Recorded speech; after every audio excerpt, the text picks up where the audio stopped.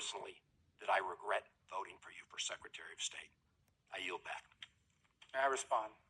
You may sit. Well, first of all, your regret for voting for me confirms I'm doing a good job, based on what I know. Well, that's about just your a record flippant and what you statement, stand Mr. for. Secretary. Can I respond, Mr. Chairman? You may. I didn't ask a Senator, question. please let the Secretary I'd be happy to, but then I can respond to his.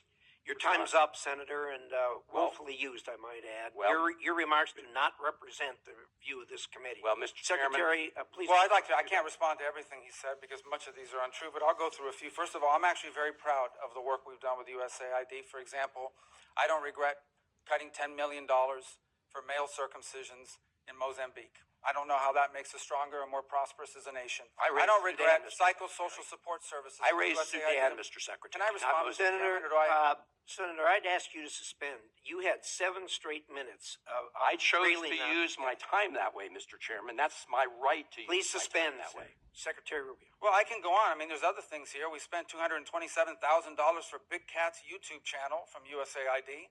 We spent $14 million for social cohesion in Mali, whatever the hell that means. So I can go on and on. I got the list here, and there's more. I didn't even bring the whole list.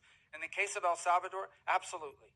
Absolutely. We deported gang members, including the one you had a margarita with. And that guy is a human trafficker, and that guy is a gangbanger, and the evidence is going to be clear. In the days to come, Mr. you're going to see Chairman, who you went to. Look, I'm sorry, please, Mr. Chairman. Secretary No. Rubio has the floor. Mr. Chairman, he can't make unsubstantiated Senator, comments like that. Secretary Rubio has the floor. You had Secretary your time. Rubio should take that testimony to the federal court of Senator, the United States because well, he hasn't done it under oath. Here's another point, okay? There is a division in our government between the federal branch and the judicial branch. No judge in the judicial branch cannot tell me or the president how to conduct foreign policy. No judge can tell me how I have to outreach to a foreign partner or what I need to say to them. And if I do reach to that foreign partner and talk to them, I have under no obligation to share that with the judiciary branch. Just like a judge cannot order me to negotiate with a foreign minister of Russia, they cannot order me to negotiate with a foreign minister or the president of El Salvador. And if I did negotiate with them, which we have responded to them, and we've told them we've had communications with the president of El Salvador, I am under no obligation under our division of powers in this country and to share with the judicial branch how I conducted diplomacy of the United States. It would actually be counterproductive.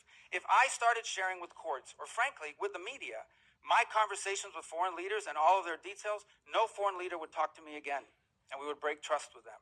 So I have complied with every court order. What I won't comply with is an order to disclose what I'm saying and what we're talking about with a foreign leader, because then they won't talk to me. Diplomacy doesn't work that way.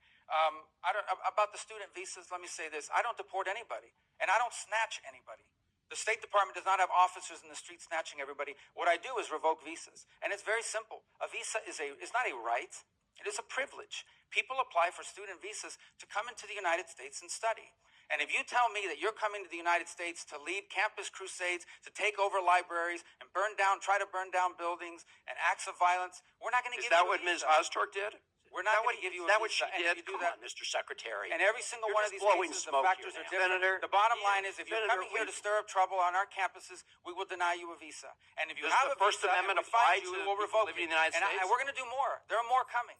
We're going to continue to revoke the visas of people who are here as guests and are disrupting our higher education facilities. People are paying money. These kids pay money to go to school, and they have to walk through Writing a bunch an of op-ed lunatics to the who tough are here on newspapers student visas. disrupting the Simple foreign as policy of the that. United I want to States. do more. I hope we can That's find more of these people. pathetic, Mr. In fact, the other day, some guys led a riot. I forgot what university it was, and I asked, please, can you find the arrest records of all the people that were arrested at that riot at that campus? Because if any of them have a visa, we're going to revoke I it. feel so much safer All right, when you let's, lock up people like Ms. Ostorg, Mr. Secretary. We've had enough.